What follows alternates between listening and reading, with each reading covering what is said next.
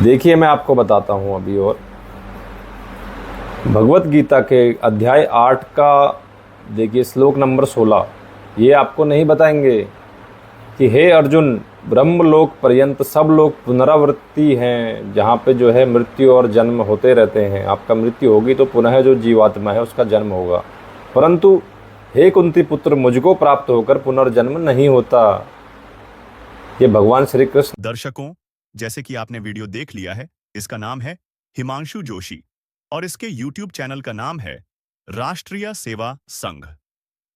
आए दिन ये संत रामपाल जी महाराज जी के बारे में झूठ फैला रहा है। इसके आज हम इस झूठे दावे का इनकाउंटर करने जा रहे हैं। वीडियो के एंड तक बने रहें। अब देखो यहाँ उन्होंने किस तरह नाश करे अनर्थ के अर्थों के देखना। श्रीमद् भगवत गीता, अब देखिए श्रीमद् भगवत गीता वही गीता प्रेस गोरखपुर से प्रकाशित है। जयदयाल गोविंद ऐसे अनुवादक है। 15वें अध्याय के 4थे श्लोक में कहा है कि जहां जाने के बाद साधक फिर लौटकर कभी संसार में नहीं आते हैं, उनका पूर्ण मोक्ष हो जाता है।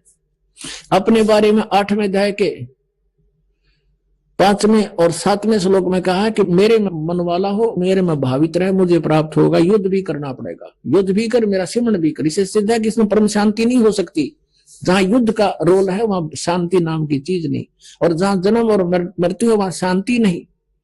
और फिर परम धाम कहां हुआ? जा जाने के बाद वापस नहीं आते, तो वो परमात्मा अन्य है। इसलिए ये कहता है कि मेरी जो गति है वो अनुत्तम है। 7वें अध्याय के 18वें श्लोक में मेरे ओम से जो मिलने वाली गति है। 8वें अध्याय के 13वें श्लोक में कहता ओम इति एकाक्षरम,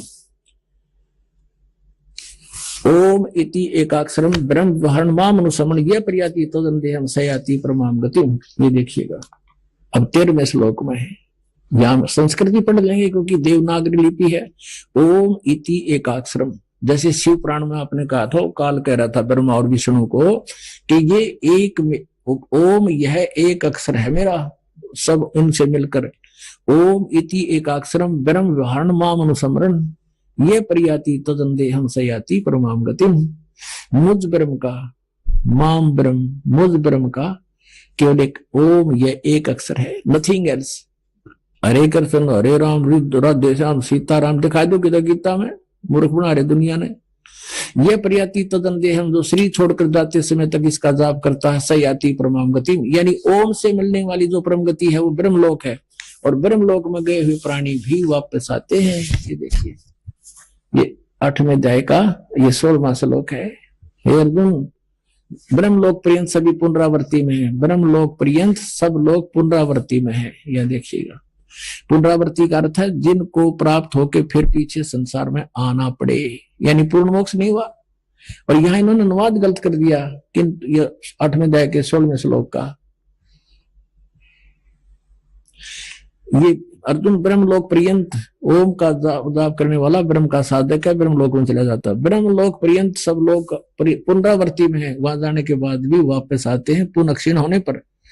यहाँ इन्होंने अनुवाद कर दिया कि हे कुंती पुत्र, मुझको प्राप्त होकर पुनर्जन्म नहीं होता। ये दोस्तों, इसने हिमांशु जोशी ने कहा था कि गीता अध्याय 8 श्लोक 16 नहीं दिखाते, लेकिन संत रामपाल जी महाराज जी तो दिखा रहे हैं। इससे यह साबित होता है इसने झूठ बोला है। आगे चलिए इसके एक और झूठ का इनकाउंटर करते हैं।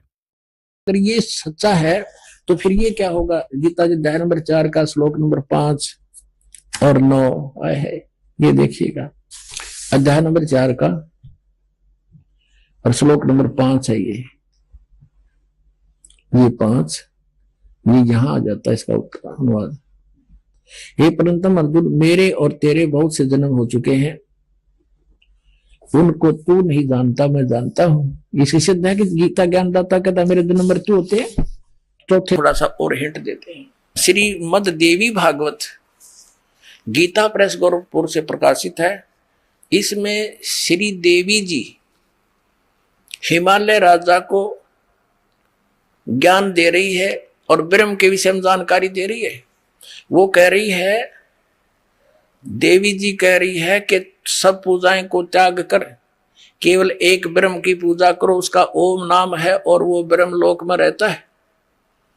और 8वें अध्याय के 16वें श्लोक में लिखा है कि ब्रह्मलोक पर्यंत भी गए हुए प्राणी वापस जन्म मृत्यु में रहते हैं। अब देखिएगा, श्रीमद देवी भागवत यानी देवी पुराण गीता प्रेस गोरखपुर से प्रकाशित है,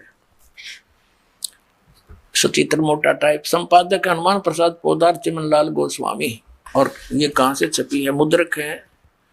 मुद्रक एवं प्रकाशक हैं गीता प्रेस गोरखपुर, गोविंद भवन कार्यालय कोलकाता का संस्थान। ये इनके फोन और फैक्स नंबर। इसके 562 पृष्ठ पर हम पढ़ेंगे।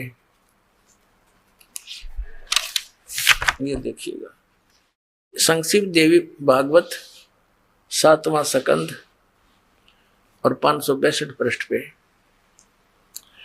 देवी के द्वारा हिमालय को ज्ञानोपदेश और ब्रह्म स्वरूप का वर्णन। पहले तो इसने अपनी भक्ति बताई है, लेकिन उसको भी खंडित कर दिया कि ये भी पूर्ण नहीं है। देवी जी कहने लगी, पर्वतराज, उस ब्रह्म का क्या स्वरूप है ये बतलाया जाता है, जो प्रकाश रूप सबके अत्यंत समीप में स्थित, हृदय रूप गुहा में स्थित होने के कारण गुहाचर नाम से प्रसिद्ध और महान पद अर्थात परम प्राप्य है। वह समस्त प्रजा के ज्ञान से परे है, अर्थात किसी की बुद्धि में आने वाला नहीं है। तुम जानो, जो परम प्रकाश रूप है, जो सूक्ष्म से अत्यंत सूक्ष्म है और जिसमें संपूर्ण लोक और लोकों में निवास करने वाले प्राणी स्थित हैं, वही ये अक्षर ब्रह्म है, वही सबके प्राण है, वही सबकी वाणी है, वही सबके मन है, वह ये परम सत्य और अमृत अविनाशी तत्व है। सो में उस वेदने योग्य लक्ष्य का तुम वेदन करो, मन लगाकर उसमें तन्मय हो जाओ। सो में उपनिषद में कथित महान अस्त्र रूप धनुष लेकर उस पर उपासना द्वारा तीक्ष्ण किया हुआ बाण संधान करो और फिर भावानुगत चित्त के द्वारा उस बाण को खींचकर उस अक्षर रूप ब्रह्म को ही लक्ष्य बनाकर वेदन करो। परवण ओम तो धनुष है, जीवात्मा बाण है और ब्रह्म को उसका लक्ष्य कहा जाता है। उस एकमात्र परमात्मा को ही जानो, यानी ब्रह्म के अतिरिक्त किसी की पूजा मत करो, सब दूसरी बातों को छोड़ दे, अन्य सब पूजाओं को त्याग दे। यही अमृत रूप परमात्मा के पास पहुंचाने वाला पुल है। आगे देखो, इस आत्मा का ओम के जप के साथ ध्यान करो, इससे अज्ञान में अंधकार से सर्वथा परे और संसार समुद्र से उस पार जो ब्रह्म है उसको पा जाओगे, तुम्हारा कल्याण हो। यानी ओम नाम का जाप करने से, ओम ब्रह्म का जाप है, इससे क्या कल्याण होगा, उसको पा जाओगे। वो कहाँ रहता है? वह ये 563 पृष्ठ पर पढ़ रहे। अब वह यह सबका आत्मा ब्रह्म ब्रह्मलोक रूप दिव्य आकाश में स्थित है। अब इति सिद्धम के ब्रह्म का जाप करने वाला ब्रह्मलोक में जाता है। गीता जी अध्याय नंबर 8 के श्लोक नंबर 13 में कहा है कि ओम इति एकाक्षरम ब्रह्म व्यवहारण मामुनुस्मरण ये परियाति तजम देहम सयाति परमाम गतिम। यानी ब्रह्म ओम नाम से होने वाली जो परम गति है वो ब्रह्म लोक प्राप्ति है, ब्रह्म की साधना है। और 8वें अध्याय 16वें श्लोक में गीता जी में लिखा कि ब्रह्म लोक पर्यंत, ब्रह्म लोक में गए हुए प्राणी भी पुनरावृत्ति के अंदर उनका जन्म मृत्यु बना रहेगा। गीता ज्ञान। तो दर्शकों, इसके दोनों झूठे दावों का इनकाउंटर हो चुका है।